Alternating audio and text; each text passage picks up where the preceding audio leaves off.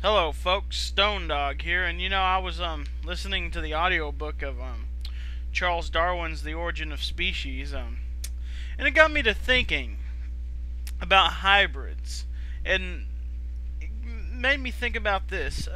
And I've never heard a scientist ask this to a creationist, and I've never heard a creationist answer this. Maybe I've just missed it, but let me go ahead and ask it myself. As far as hybrids are concerned, something like a lion and a tiger can be crossed to get a liger, which really isn't the same thing as either one. It's kind of basically a hybrid between the both of them. It's got characteristics of both of these, and you can do this thing with, there's countless numbers of hybrids you can name. I'm just going to name this one. But the real thing about a lot of these hybrids is that they're infertile. The liger can't bear children itself. And so here's my question to creationists, and either way you answer this is going to bring up another question that needs to be answered, and I bet you no matter how you answer this, the next question you will not be able to answer. Are lions and tigers the same kind of animal? That's my question to you creationists. Well, that may seem very easy to you. You may either be able to say yes or no. If you say yes, here's the problem. Why would God allow enough variability within a kind so that two of the same kind could no longer produce viable offspring, but not go the insignificantly small step further of allowing them to split completely away from each other so they can't even produce children? This doesn't make any sense. If God made specific kinds to breed after their kinds, it seems to me that all of the kinds should be able to breed with each other and successfully have children who can bear children themselves. It doesn't make any sense to me for anything else. Now, if you say, no, they're not the same kind of species, this brings up an even worse problem, in my opinion, because basically, even though they are two totally separate kinds, they can actually make a child together.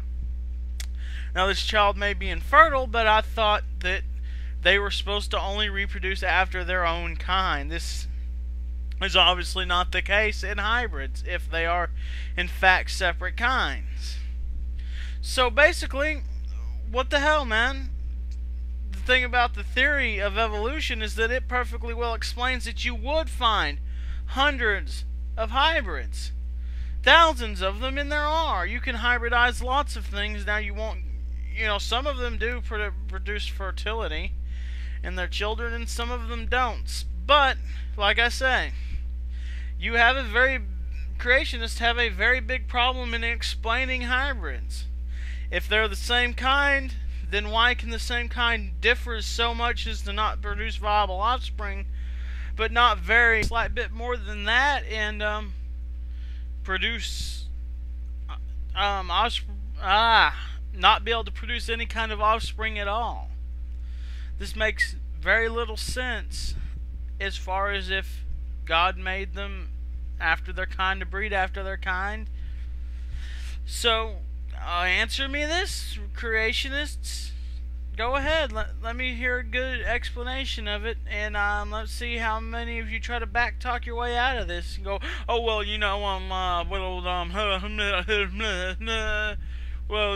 God works in mysterious ways, so, well, that just proves that blah, blah, blah. No, that's not going to work, man. Give me a detailed explanation of why God has allowed this, or how He has allowed this. Do it. Detailed explanation. Don't just say, oh, well, we don't know because we don't know God that well. No, I'm not going to take that as an answer. No person with a brain should take that as an answer. Okay? Now, I'm not saying that the argument of ignorance, if you're going to use it, you say, oh, well, I don't know. Oh, okay, you don't know. But if you don't know, then one other thing